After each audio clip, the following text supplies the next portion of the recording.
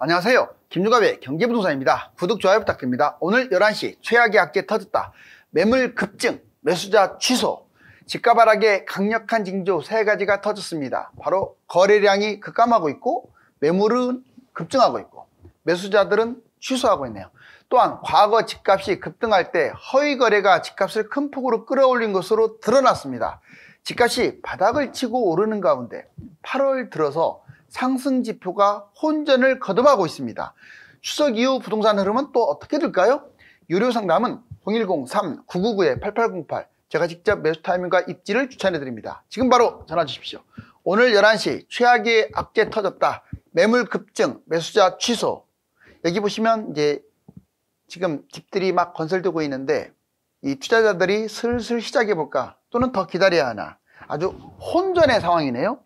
자, 이거 한번 보실래요? 집값 하락 강력 신호 3가지가 좀 떴는데 한번 참조를 해야겠습니다. 자, 집값 하락 신호 첫 번째, 강남이 최근에 거래 취소가 나왔어요. 많이 매수자 강남 고가 아파트 거래 취소가 그전에는 뭐 매도자가 취소하거든요. 근데 매수자가 예를 들어서 압구정 신현대 12차 150m 제곱 61.5억을 찍고 취소했어요. 8월 달에. 또 서초 삼풍도 165제곱 이거 40억 찍고 취소. 아시아 178 41억 찍고 취소. 이렇게 고점 찍고 취소한다 그러면 분위기가 조금 싸하기 때문에 취소하는 거 아니냐. 아무튼 비싼 아파트가 취소된다는 것은 부동산 흐름이 꺾일 수도 있다는 거죠. 거래량 주춤하고 있네요. 서울 2013년 1월부터 6월까지 거래량이 꾸준히 늘었죠. 6월 거래량 총 3,850건, 뭐 자료에 따라서는 4,000건도 넘기고 3,850건도 있고 막 그래요. 7월 달 3,570건, 약 한 3, 4일 정도 남기는 했는데 거래량이 축소될 게 유력해 보여요. 7월 달은. 그러면 거래가 감소했다 이 말은 거래가 감소되고 그다음에 이제 매도 호가, 지나치게 매도 호가가 늘어났기 때문에 거래가 줄어든 거예요. 또한 불확실성, 특히 7월 이제 올해 8월 달 들어와가지고 8월 달 들어와서 계속 해외 중국 뉴스도 터지고 미국 금리 인상 문제에다가 국내 문제가 자꾸 이렇게 생겼잖아요. 금리 대출 규제, 특례 보금자리가 사실상 이제 종료에 가까워졌죠. 그래서 고금리 지속되는 거에 대한 부담 때문에도 매수자가 주춤, 은행별 대출 제한 50년 만기, 이게 나이 제한이거나 아예 그냥 은행별로 안 해줘 버리거나 40년 이렇게 내려가고 있죠. 또 신용 상황도 까다롭게 본답니다. 불확실성, 지금 미국 금리가 아직도 불확실하다. PF 부실, 또 중국 경제 부담, 바로 이 3가지 문제가 집값 하락의 새로운 신호탄으로 지금 작용하고 있습니다. 작년에 또는 올해도 집값 띄우기로 많이 적발됐는데 집값 띄우기로도 집값 급등했다. 이게 상당히 이바지를 했을 거라고 보여져요. 2020년, 21년 집값 끌어올리는데 그러면 어떤 현상이 있었냐? 4가지 유형으로 볼까요? 공인중개사와 거래, 법인 직원 간 거래, 특수관계인 거래, 외진 거래, 이 4가지로 집값을 띄웠어요. 먼저 공인중개사 거래, 특정 공인중개사하고 이렇게 허위 거래해가지고 아파트 집값을 띄운 다음에 매도. 그러니까 뭐 거의 위약금도 없이 매도했겠죠. 그 다음에 법인하고 직원 간 거래. 법인이 자기 물건을 갖다가 비싼 값에 직원에게 판 다음 다른 물건을 더 비싸게 매도했어요. 그리고 난 다음에 직원과 계약 해제. 그러니까 직원과 계약을 한 것은 집값을 띄우기 위한 전조 징후였고, 자, 그렇게 되다 보니까 다른 아파트 더 높게 매도를 할 수가 있지 않습니까? 소문이 나가지고 그렇게 해서 차익을 챙기는. 3번째, 특수관계. 부모 소유 집을 딸이 최고가에 매수를 해요. 그리고 신고해서 6개월 후에 위약금 없이 계약을 해지한 다음에 진짜 이게 띄운 다음에 팔아먹으려고. 외진 거래도 있습니다. 경기도 거주자가 대구 아파트를 특정 공인중개사를 통해서 8회나 무려 8번이나 걸쳐서 계약과 해지를 반복하면서 집값을 자꾸 띄운 거죠. 사람들은 이제 실거래가가 뜨면은 올랐구나, 빨리 쫓아가야지, 이런 생각밖에 안 하기 때문에 이게 집값 띄우기인지 진짜 거래인지를 모를 수가 있겠죠. 자, 지금은 여러분들 이것도 생각을 많이 할 거예요. 누구는 역전세라고 하고 조심하라고 하고, 누구는 이미 역전세 끝났고 전세값이 막 급증하고 있다. 즉 갭 투자가 증가하고 있다. 서로 상반된 겁니다. 역전세 위험이 있는 상황에서 갭 투자가 늘어날 리가 없죠. 그런데 역전세가 끝났다. 전세가가 뛰고 전세가 위로 올라가면 당연히 갭 투자가 증가합니다. 지금은 어떤 게 사실일까요? 먼저 역전세 위험, 2년 전 전세가 폭락, 고점 대비 무려 25% 하락, 서울 전세가율 48%, 23년에서 24년 초까지 계속 떨어질 것이다. 내년 초까지는 이 역전세 위험성이 도사리고 있다. 투자 비용, 투자 비용이 많이 들어가니까 갭 투자가 감소된다.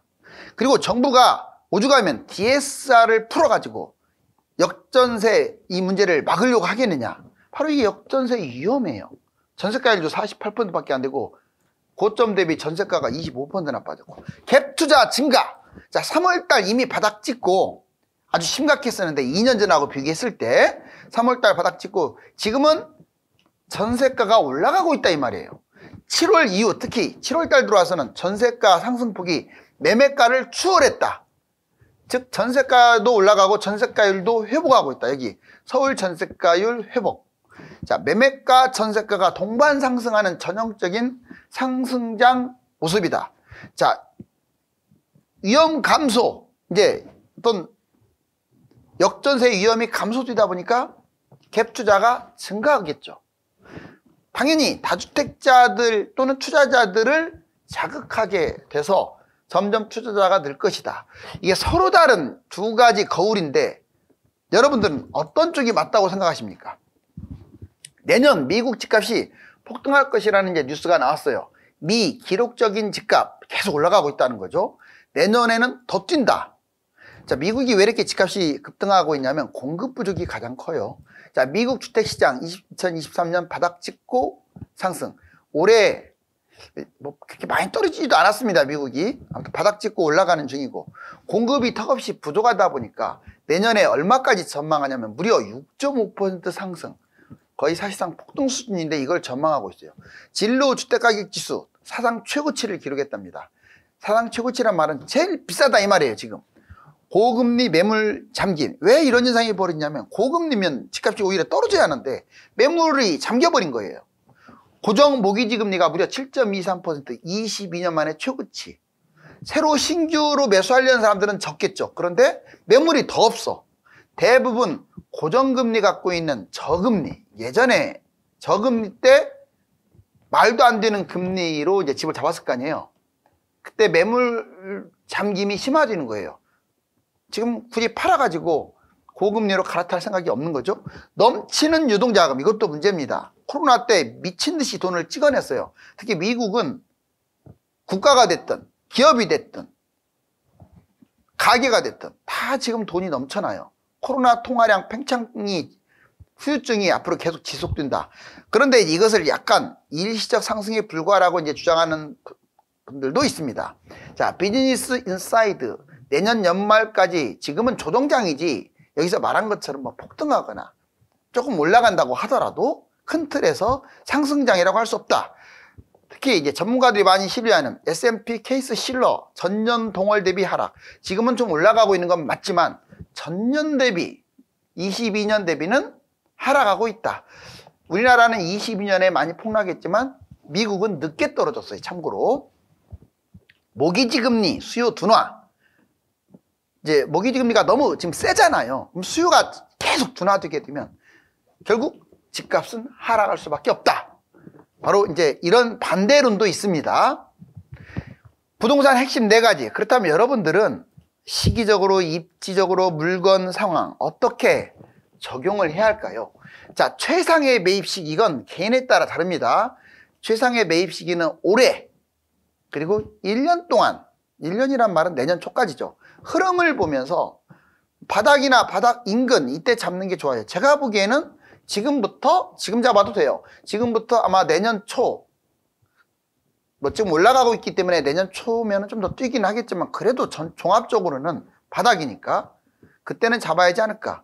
근데 최악도 있습니다. 만약에 타이밍을 놓쳐버려요. 집값이 뛰는 바람에 현금으로 물려버린다든가, 아니면 계속 뛰는데 한 3년 뛴다고 쳤을 때 1, 2년 후에 꼭지에서 매입한다. 이게 최악인 거예요. 자, 반드시 체크할 4가지. 자, 물가 어떻고, 금리가 어떤지, 세계 경기가 어떤지, 그리고 정부 정책은 어떤지, 이 4가지를 반드시 점검해야 돼요. 특히 미국의 금리하고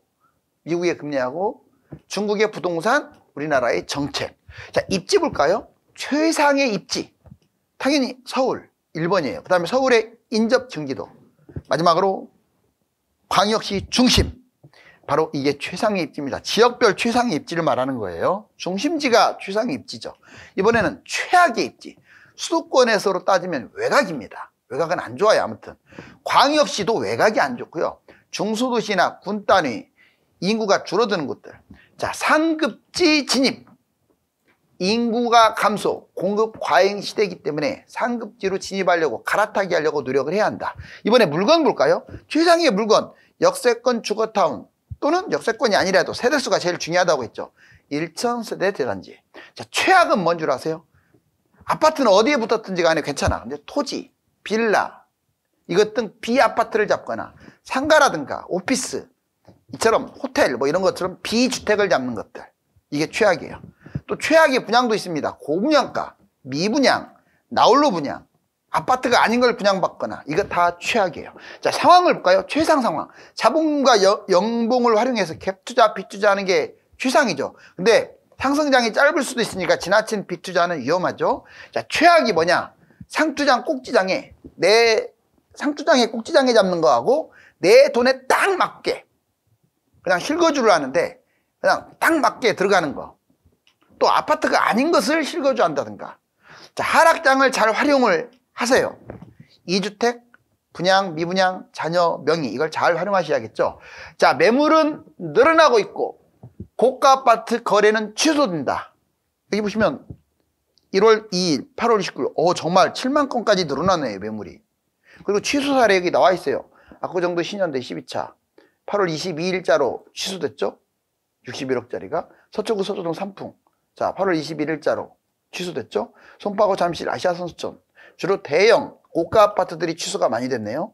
그리고 여기 거래량 보면 점점 늘어나죠. 1000건, 2000건, 3000건. 그러다가 자, 이 6월에 비해서 7월 보세요.